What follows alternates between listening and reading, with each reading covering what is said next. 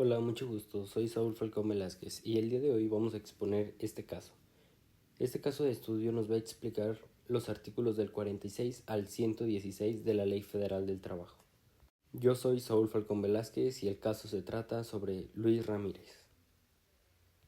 Los principales temas que vamos a ver aquí son las causales del despido, la prima dominical, tiempo extraordinario y excedente, días de descanso, pago de aguinaldo, pago de vacaciones, prima vacacional, prima de antigüedad, indemnización por no reinstalación, indemnización constitucional, salarios caídos, intereses, honorarios y al final vamos a realizar un resumen de caso, es decir, vamos a dar una explicación general de todo lo que se vio, de todo lo que involucra un despido injustificado, todo lo que involucra no pagar a tus trabajadores como debe de ser, hacerlos trabajar horas extra en días feriados o inclusive en días de descanso. Para entender más sobre este tema vamos a vamos a ver un tema práctico. En este caso, Luis Ramírez fue contratado el 15 de enero del 2005 con un contrato por tiempo indeterminado, es decir, hay una fecha de inicio, pero no existe una fecha de conclusión de sus labores.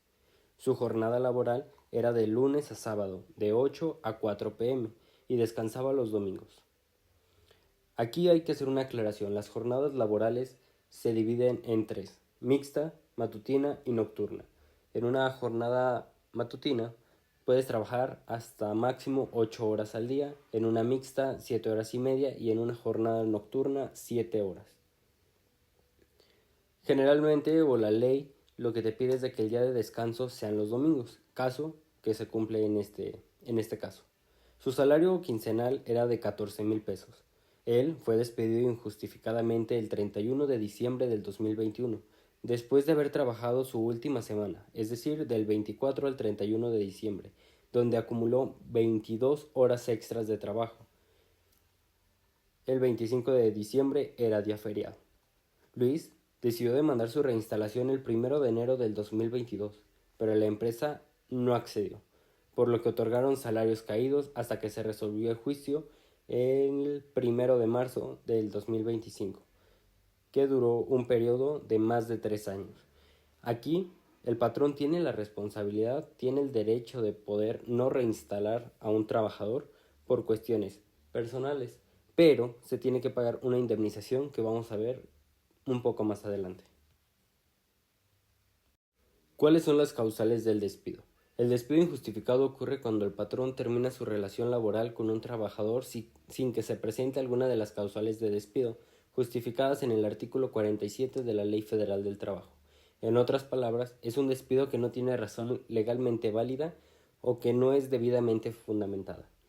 Entre los casos en los que se justifica el despido es engañar al trabajador o, en su caso, el sindicato que lo hubiese propuesto o recomendado con certificados falsos. Incurrir el trabajador durante sus horas laborales en faltas de probidad y honradez. Cometer el trabajo contra alguno de sus compañeros. Cometer el trabajo fuera de servicio contra el patrón, sus familiares o personal directivo administrativo. Algunos de los actos se refieren a la fracción segunda. Si son de tal manera graves, otro puede ser ocasionar al trabajador intencionalmente perjuicios materiales para la empresa, ocasionar perjuicios que hablan de la fracción anterior, comprometer al trabajador por alguna imprudencia, relevar al trabajador, que el trabajador revele los secretos de su empresa a la que está trabajando, tener al trabajador más de 3 faltas en un periodo de 30 días, desobedecer al patrón, negarse a adoptar las medidas preventivas que sugiere la empresa, concurrir en otras acciones, alguna sentencia ejecutoria o inclusive llegar alcoholizado al trabajo. Ahora vamos a explicar qué es la prima dominical. Luis descansaba los domingos, por lo que aunque trabajó el 25 de diciembre, que es un día feriado, no aplicará esta prima. Esta prima únicamente es aplicable cuando se trabaja un domingo, sea de descanso o no. ¿Y qué nos dice el artículo 71 de la Ley Federal del Trabajo? El artículo 71 establece que si se trabaja en domingo se paga una prima del 25% sobre el salario diario. Es decir, si al día ganas 100 pesos y trabajaste un domingo, te tienen que pagar tus 100 pesos más aparte un 25%. Es decir, tu día de trabajo de domingo sería de 125 pesos gracias a tu prima dominical. Ahora hablemos del tiempo extraordinario. Luis trabajó 22 horas extra en su última semana de trabajo. Según la ley, las primeras 9 horas se pagan al doble y las que la exceden se pagan al triple. Su fundamento legal se encuentra en los artículos 66 y 67 de la Ley Federal del Trabajo. Las primeras 9 horas extras deben de pagarse al doble, mientras que las otras horas adicionales al triple. Luis trabajó 22, es decir, su salario diario es de 933 pesos. Entre las 8 horas nos sale de 116.67 pesos por hora trabajada. Pago por las 9 horas, 9 por 116.67 por 2 nos da un total de 2.100.06 pesos. Posteriormente restamos las 9 horas a las 22 que trabajó, nos dan 13 horas excedentes. Es decir, estas 13 horas se van a multiplicar por su sueldo por hora, que es de 116.67. El resultado lo vamos a multiplicar por 3, que nos da un total de 4.550.17. Para finalizar, vamos a sumar estos dos resultados, que nos da un total de 6.650.19 pesos por las horas extras trabajadas. Es importante recalcar que esta suma de horas únicamente se calcula por semana, es decir, las horas se van sumando de lo que trabajes de lunes a domingo, no son horas acumulativas. Luis no trabajó su día de descanso semanal, es decir, el domingo, pero en el caso de haberlo hecho tendría el derecho a recibir el triple de salario por ese día, tal como ocurre con los días feriados. Su fundamento legal se encuentra en el artículo 73 de la Ley Federal del Trabajo. Si el trabajador labora en su día de descanso semanal, se le pagará un salario con un 100% adicional, es decir, el triple, su sueldo diario más el doble. El pago de aguinaldo. El aguinaldo es un pago obligatorio de al menos 15 días de salario, que debe entregarse antes del 20 de diciembre de cada año. Su fundamento legal se encuentra en el artículo 87 de la Ley Federal del Trabajo. Establece que el aguinaldo debe ser de al menos 15 días de salario. Ejemplo en este caso. Luis tiene derecho a recibir su aguinaldo correspondiente al año 2021, es decir, su salario diario, que es de 933.33 pesos por 15 días. O sea, su aguinaldo sería de 14,000 pesos. Esto es lo mínimo que una empresa debería otorgar de aguinaldo. Existen casos en los que las empresas pagan el doble, el triple de aguinaldo. Y no está mal, siempre y cuando sea superior a los 15 días. Y ahora te preguntarás, ¿qué ocurre si lo despidió antes de tiempo y no alcanzó a terminar su trabajo? Pues lo que ocurre aquí es de que se hace la parte proporcional.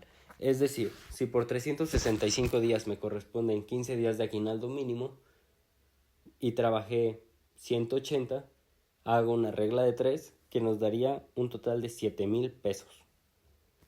Bien, ahora hablemos del pago de vacaciones y la prima vacacional. Luis, con más de 15 años de antigüedad, tiene derecho a 24 días de vacaciones, según su tiempo trabajado, y su prima vacacional del 25% sobre su salario correspondiente a estos días. El fundamento legal se encuentra en los artículos 76 y 80 de la ya mencionada Ley Federal del Trabajo. El ejemplo del caso: Luis tiene derecho a 24 días de vacaciones y una prima vacacional, es decir, salario diario 933.33 pesos por 24 días, un total de 22,400, más aparte una prima vacacional que es de 22,400 por 0.25, 5,600. Entonces, el total a pagar son 28,000 pesos. ¿Y cómo sabemos que corresponden de vacaciones? Bien, la ley nos establece que cada 5 años debe de ir aumentando de 2 en 2. Es decir, el primer año, 12 días de vacaciones como mínimo. Segundo año, 14, 16, 18, 20. Pasaron los primeros 5. De ahí va a empezar a brincar de 2 en 2 cada 5 años. Es decir, del 5 al 10 sube a 22 días de vacaciones. Del 15 al 20, 24. Del 20 al 25, 26 y así consecutivamente hasta el tiempo que tú lleves trabajando. Ahora hablemos de la prima de antigüedad. La prima de antigüedad es un derecho para todos los trabajadores con más de 15 años de servicio o que son despedidos injustificadamente. Esto se calcula como 12 días de salario por cada año trabajado, con un tope de hasta 2 veces el salario mínimo. El fundamento legal se encuentra en el artículo 162 de la Ley Federal del Trabajo, que establece que la prima de antigüedad es de 12 días por salario por cada año de servicio, calculada con un tope de hasta 2 veces el salario mínimo. Ejemplo del caso: Luis trabajó 17 años en la empresa. Salario diario para la prima, el salario mínimo vigente en el 2021 era de 260.34. Por lo tanto, el tope que se le podría pagar por día es de 520.68. Entonces, multipliquemos 12 días por los 17 años que trabajó por los 520.68 pesos que se le van a pagar por cada día de estos, que nos da un total de 106.342.56 pesos como su prima de antigüedad por los 17 años que estuvo prestando su servicio a las empresas. Bien, ahora hablemos de la indemnización por no reinstalación. ¿Qué es esto? Esta indemnización se da, como lo mencionamos al inicio. Luis demandó la reinstalación, es decir, que le regresaran su puesto de trabajo o le otorgaran uno con funciones y sueldo similar, lo cual el patrón se negó.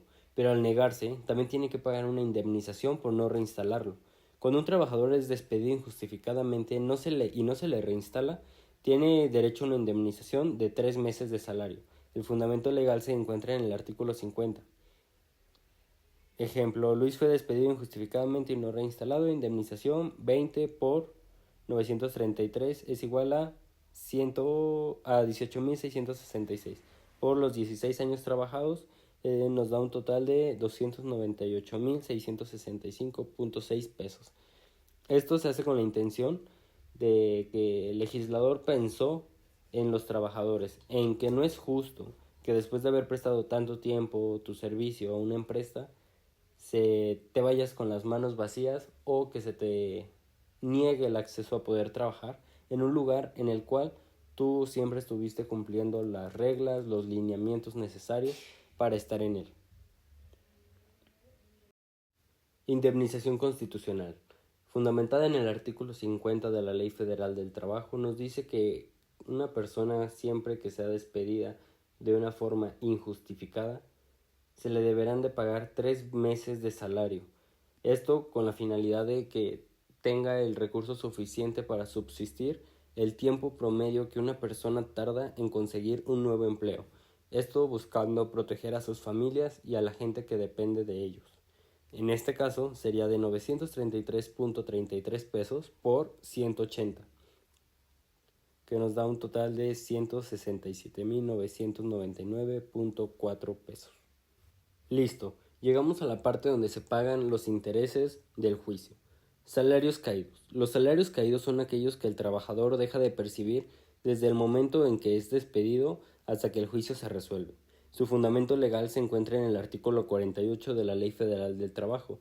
Si en este juicio correspondiente no se comprueba el patrón la causa de rescisión del contrato, el trabajador tendrá derecho, además de cualquiera que hubiese sido la acción intentada, a que se le paguen los salarios vencidos computados desde la fecha de inicio del juicio hasta el fin, con un máximo de 12 meses. Ejemplo del caso: el juicio de Luis duró 38 meses, entonces se le pagarían los primeros 12 meses a un salario diario, es decir, 933.33 por 365, que nos da un total de 340.665 pesos de salarios caídos.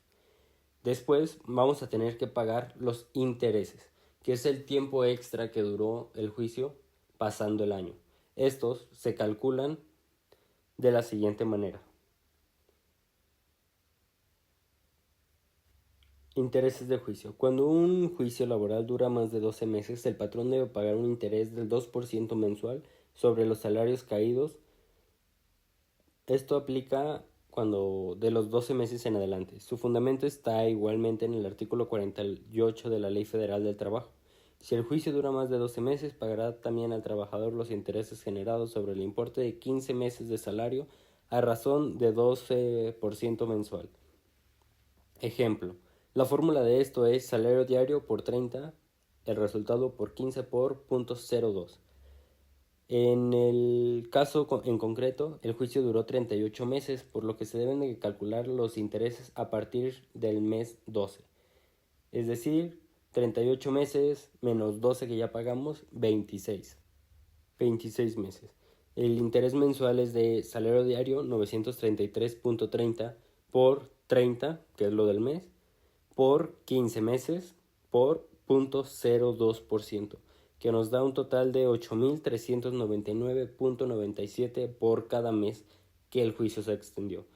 Una vez teniendo esto, vamos a multiplicar los 26 meses que se excedió el juicio por los 8.399.97, que son los intereses que generó cada mes este proceso legal, que nos da un total de 218.399 pesos al día de hoy.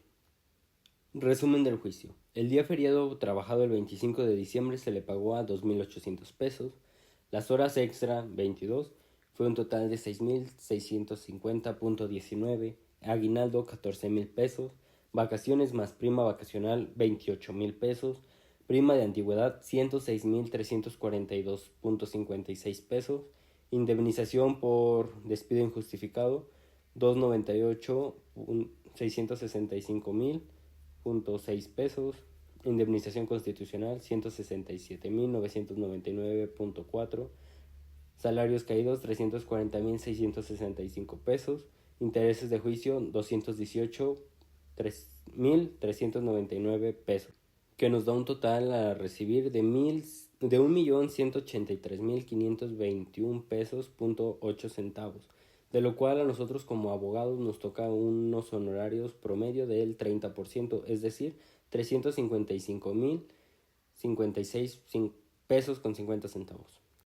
Algo que también es importante mencionar aquí es de que el artículo 48 bis pone una serie de instrumentos para evitar que los abogados caigan en malas prácticas y busquen generar más intereses en el juicio, es decir, alargarlo, para posteriormente cobrar más por sus servicios por cuestiones del tiempo que se alargó este proceso legal.